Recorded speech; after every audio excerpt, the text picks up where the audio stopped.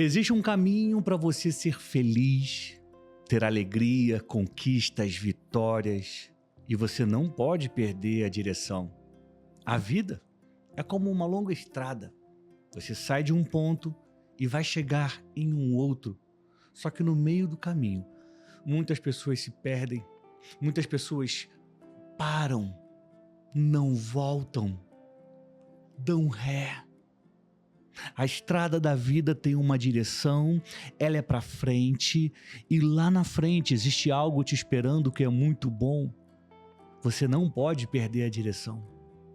Prepare os seus ouvidos e o seu coração, porque está começando um novo dia.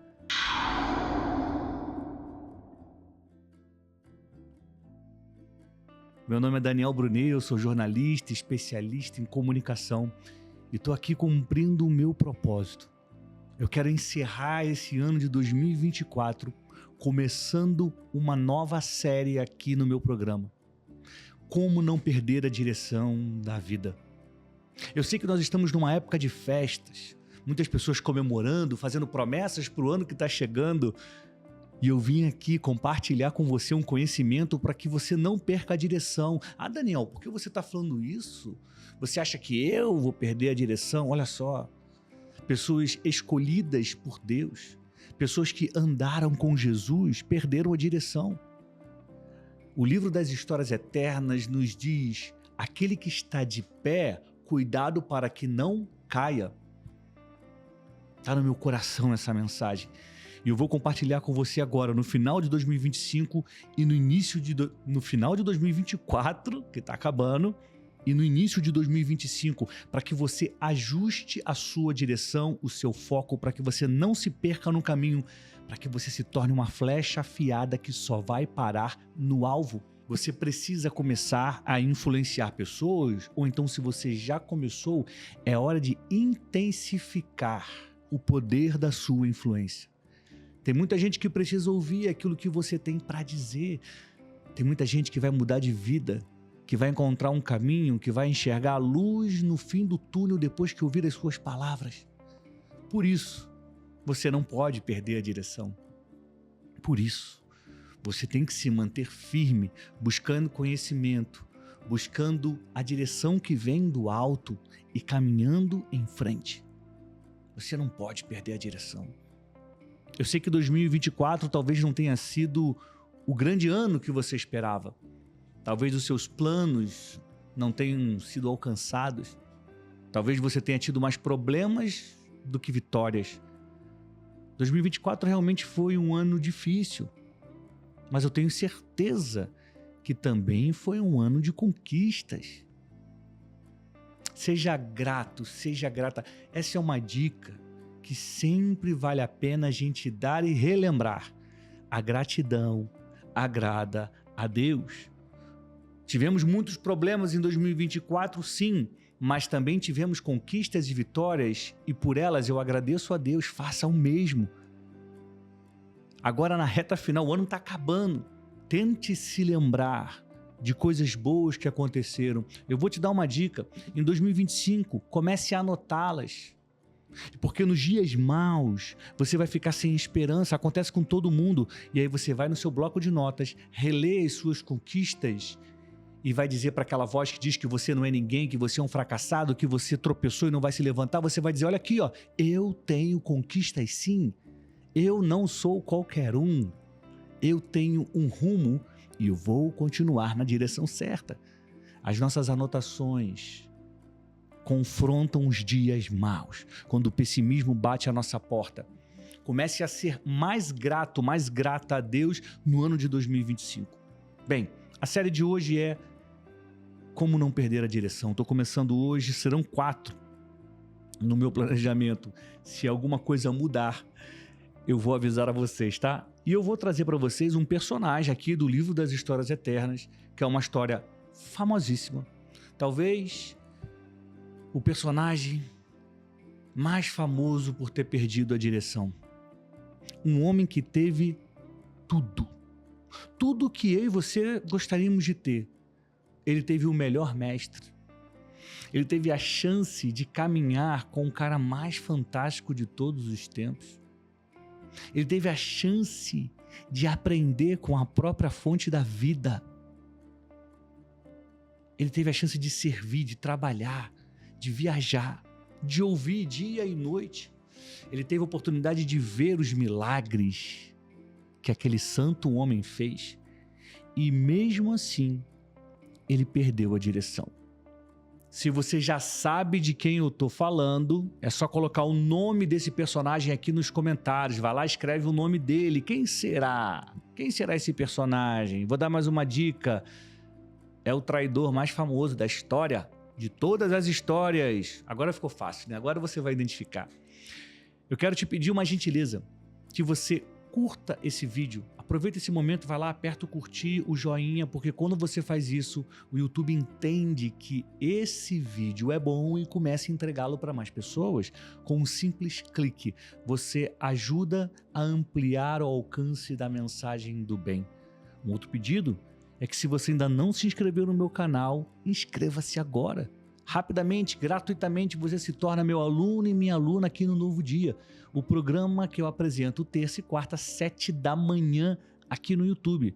Inscreva-se no meu canal e junte-se ao exército das flechas.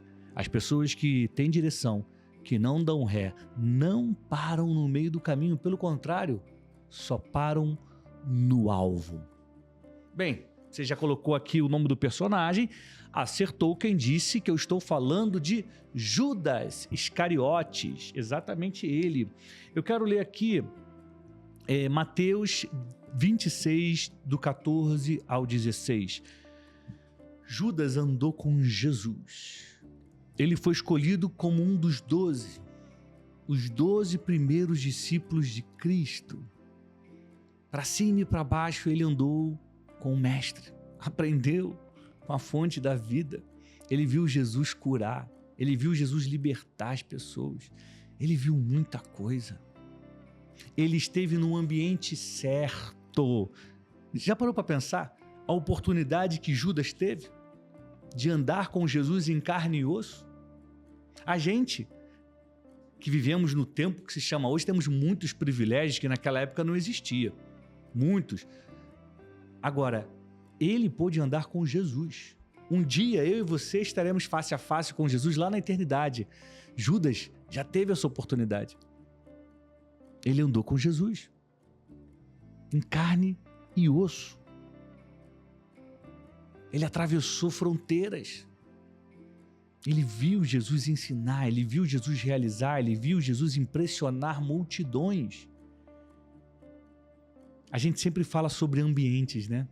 Ande com as pessoas certas, ande com pessoas melhores do que você. E talvez você esteja se perguntando agora, Daniel, e Judas? Judas andou com as pessoas certas, Judas andou num ambiente certo, um ambiente de Jesus Cristo de Nazaré. Por que ele perdeu a direção? Por quê? Judas não foi um exemplo positivo. Se ele teve um bom mestre, se ele teve um ambiente perfeito. A resposta está no coração. Se a gente não tiver um coração ensinável, se a gente abrir a porta do nosso coração para dúvida ou para sentimentos negativos, para direções que não vêm de Deus, a gente vai acabar caminhando na estrada errada. A chave está no coração ensinável, num ouvido atento ao que é certo e olhos fechados para o que é errado, para que você ande na direção certa e não se interesse pelos desvios que há no meio do caminho. Existe uma resposta bíblica. Por que Judas traiu Jesus? Em Mateus 26, nos versículos 14 e 16, está escrito assim. Esse é o relato de Mateus. Mateus é um dos 12. Mateus também andou com Jesus. Mateus conheceu Judas e depois escreveu sobre ele. E Mateus disse assim: então, Judas Iscariotes, um dos 12, foi aos principais sacerdotes e perguntou: quanto vocês me pagarão se eu lhes entregar Jesus? E eles lhe deram 30 moedas de prata. Daquele momento em diante, Judas começou a procurar uma oportunidade para trair Jesus. A gente pode dizer aqui que Judas traiu por dinheiro, como muitas pessoas falam, é verdade, tá aqui. Mas eu sempre me perguntei, mas por que Judas decidiu trair? Em outro momento da Bíblia diz que o espírito mau se apoderou dele. O próprio Jesus diz para ele, vai e faça o que você tem que fazer. Quando eu escrevi Descubra Sua Mensagem e Multiplique Seguidores, e eu falo sobre a comunicação de Jesus e sobre os 12 que ele escolheu para andar com ele, eu estudei um pouco as possibilidades. Na verdade, eu estudei bastante as possibilidades. Por que Judas traiu Jesus? E um dos pontos que eu falo no livro, e eu vou compartilhar com você agora, é que Judas, muito provavelmente, havia se decepcionado com Jesus. Daniel, por que você está me falando isso? 2 passagens. Uma mulher começa a lavar os pés de Jesus e joga um perfume muito caro. Naquela época, as mulheres não tinham voz. As mulheres não tinham vez. As mulheres não eram vistas como alguém que poderia dar opinião sobre nada. A mulher só ganhava um pouco de status social quando ela se casava. E ainda assim, ela só poderia abrir a boca se o marido deixasse. A vida não era fácil para as mulheres no século 0, lá no Oriente Médio. E aí, surge uma mulher. Limpa os pés de Jesus. Aí, Judas, de olho naquela grana, fala, pô, gastou esse dinheirão todo para fazer isso? Por que não vendeu e deu aos pobres? E aí Jesus chama a atenção dele na frente de todo mundo. Então, muito provavelmente, ali já começa um distanciamento entre Judas e Jesus. Caramba! Ele preferiu defender uma mulher do que eu? Me expôs assim publicamente, chamou a minha atenção na frente de todo mundo para defender uma mulher? Esse é um ponto. O outro ponto da história é que Judas era o único dos 12 que era da região da Judéia. Todo o restante dos discípulos de Jesus eram da Galileia, que é mais distante de Jerusalém, e a região da Judéia, onde tinham as pessoas que sofriam mais com o domínio do Império Romano.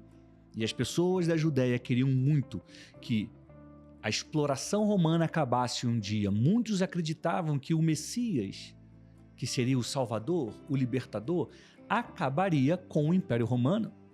Muitas pessoas queriam que Jesus fosse, na verdade, um revolucionário, um grande general de guerra que acabasse com o Império Romano e devolvesse o governo do território de Israel ao povo de Israel. Judas era um desses. Judas queria que Jesus fosse esse libertador, um libertador político. E ao longo da caminhada ficou claro que Jesus não era esse. Ele veio para nos libertar de um outro mal, o pecado, a morte. Então, muito provavelmente, Judas teria se decepcionado novamente com Jesus, porque ele queria que Jesus fosse uma coisa, mas Jesus nunca disse que era. Jesus sempre veio se apresentando como o caminho, a verdade e a vida. Ele falava que o reino dos céus, e não o meu reino da terra contra os romanos. Então, Judas, frustrado com o seu líder, resolve traí-lo e o faz por 30 moedas de prata. Eu quero chamar a atenção para você na aula de hoje para 2 pontos. O primeiro ponto é: todo mundo revoltado com o líder, com liderança, perde a direção. Ah, Daniel, mas o que eu vou fazer? O meu pastor, o meu líder errou, fez uma coisa que eu não acredito e que eu não concordo. Entrega a tua angústia a Deus. Se você decide se levantar contra um líder, você está errando e feio contra alguém que Deus permitiu te liderar. A gente pode dizer também que Judas traiu por dinheiro. Quando a gente ama mais o dinheiro do que as coisas de Deus, a gente perde a direção. A Bíblia diz que o amor ao dinheiro, repare bem, o amor ao dinheiro é a raiz de todos os males. Então, quando a pessoa começa a querer fazer tudo por dinheiro, ela está entrando no caminho errado, logo ela perdeu a direção. Quando uma pessoa começa a se levantar contra um líder, ela também perdeu a direção. Daniel, o que você faria se um líder te decepcionasse? Já decepcionou vários. E eu aprendi a seguinte lição: deixa que Deus cuida disso. Eu vou continuar o meu caminho. Não sou eu que vou repreender o líder, não sou eu que vou contra-atacar, não sou eu que vou derrubar. Essa luta não é minha. Essa luta é de Deus. E quando você toma essa decisão, você se livra automaticamente da raiva. Você poupa tempo porque você deixa de ficar pensando aquilo que você vai dizer para o seu líder que te traiu, que te magoou, que errou com você. Entenda que todas as autoridades foram constituídas por Deus. Ah, Daniel, mas o meu chefe, ele é terrível. Tudo bem, é a sua opinião, respeito, mas ainda assim foi Deus quem colocou teu chefe lá. Então não posso falar mal dele de jeito nenhum. Você vai atrair maldição para tua vida. O que eu tenho que fazer, Daniel? Já disse. Entrega para Deus, fala: Deus, a partir de agora é contigo. Pelas minhas forças, eu já não consigo mais lidar bem com essa situação. Fortalece as minhas emoções para que eu não erre. Aponte o caminho que eu deva ir. Em nome de Jesus, amém. Eu quero finalizar a aula de hoje te lembrando uma história de Davi. Davi tinha sido ungido pelo profeta Samuel para ser o próximo rei. Só que o então rei, Saul, tomado por uma inveja, começou a perseguir e por 3 vezes tentou matar Davi. Saul era sogro de Davi e tentou matá-lo 3 vezes. Acontece que num determinado momento, enquanto Davi estava fugindo, ele avistou o acampamento de Saul de longe. Deus fez cair sobre os soldados, sobre Saul e os seus soldados, um profundo sono. Já não tinha mais ninguém de sentinela, já não tinha mais ninguém com armas nas mãos para proteger o rei. E Davi entrou no acampamento. Com ele estava um de seus guerreiros que protegiam a sua vida. E eles entram na tenda onde Saul estava dormindo, completamente apagado. E a pessoa que estava com Davi fala assim: me dá só uma ordem e eu cravo essa lança no coração dele. Só dá um ok e eu acabo com a vida de Saul. E ainda chegou a falar assim: hoje Deus colocou os teus inimigos nas tuas mãos. Imagina, Davi tinha sido ungido rei, ele tinha sido consagrado, ele recebe uma unção do profeta, porque ele faria algo especial. A unção não fez dele naquele momento rei, ele teve que esperar muito tempo, mas ele foi marcado ali com óleo. Ó, você vai ser algo especial. Então ele sabia que ele seria alguém especial. O então rei estava perseguindo ele, tentando matá-lo. Aí ele tem a chance de matar. Ele nem precisaria sujar as mãos, porque o seu amigo ia matar.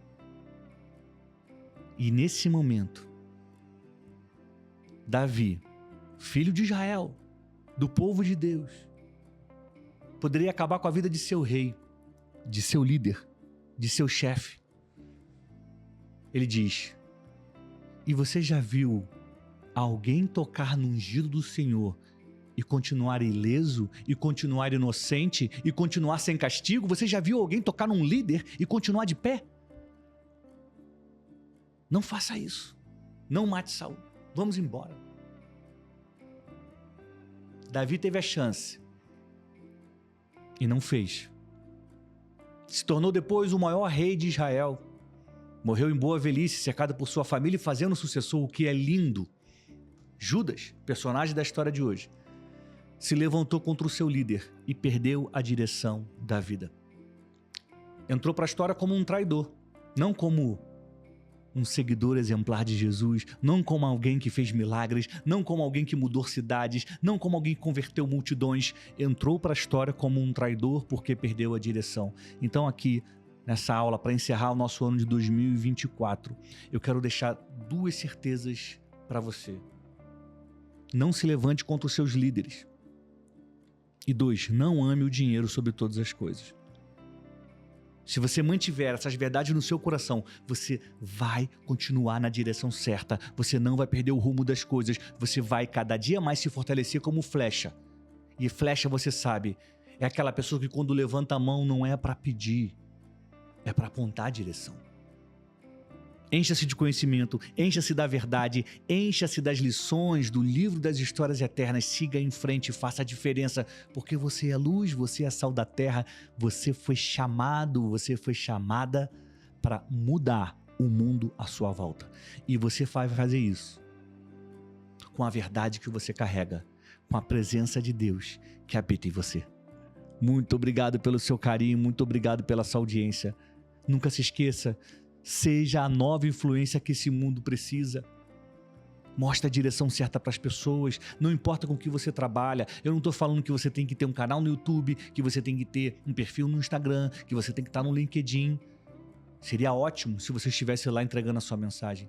O que eu estou te dizendo é, seja onde for, entregue a sua mensagem. Seja a nova influência que esse mundo precisa. Aponte a direção para as pessoas, porque o mundo lá fora, a má influência, está dizendo que o certo é errado e o errado é o certo. E chegou a hora do exército de flechas se levantar e dizer basta, agora vai ser diferente. E é isso que eu desejo para o seu 2025, um ano completamente diferente, muito melhor. Faça planos, entregue ao Senhor e você vai ter um grande ano, grandes histórias para contar. Muito obrigado pelo seu carinho, pela sua audiência, por ter ficado comigo durante todo esse ano. Eu desejo que 2025 seja um ano transformador, lindo, cheio de luz. Um ano em que a sua mensagem será ouvida por milhares de pessoas. Se você acredita nisso, se você recebe essa palavra, coloca flecha nos comentários. Escreve flecha ou coloca o emoji, flecha ou coloca o emoji. E a gente se vê no próximo vídeo, ano que vem, aqui no meu canal. Que Deus te abençoe, flecha. Eu te desejo um feliz ano novo, saúde e paz. Tchau. A Nova Influência, a minha escola de comunicação, a minha escola de marketing digital, a minha escola de posicionamento está à sua disposição. Se você quer aprender mais sobre isso, como criar conteúdo, como crescer no Instagram, como crescer no YouTube, como se comportar da forma certa para causar uma boa impressão, como usar estratégias digitais para crescer, tudo isso está na Nova Influência. Eu vou deixar a descrição aqui embaixo. Aí você clica no link, vê lá a página e se inscreve. Você pode começar hoje mesmo a mudar completamente o rumo da sua vida, a mudar completamente o rumo da sua comunicação e do seu posicionamento. Basta você investir em você. Invista em você. Durante um ano a gente vai caminhar junto na Nova Influência, você vai aprender muita coisa que está lá. Inclusive, eu subi a palestra do meu irmão Thiago Brunet, que ele deu na Chave de Ouro, e ele fala sobre como falar com sabedoria, sobre como se manter no auge, porque às vezes muitas pessoas conseguem um resultado bom, mas logo somem. Como você se mantém no alto? Tem uma aula sobre isso. Também tem aula do Thiago Fonseca, que fala sobre influência. Tem aula do Marco Rodrigues, e ele fala sobre conexão, incrível. Tem aula da doutora Érica Bilon, uma neurocientista que ajuda CEOs, executivos a trabalharem em alta performance. Está tudo lá na Nova Influência, é só você clicar, se inscrever e começar a estudar hoje mesmo, começar agora a mudar a sua vida.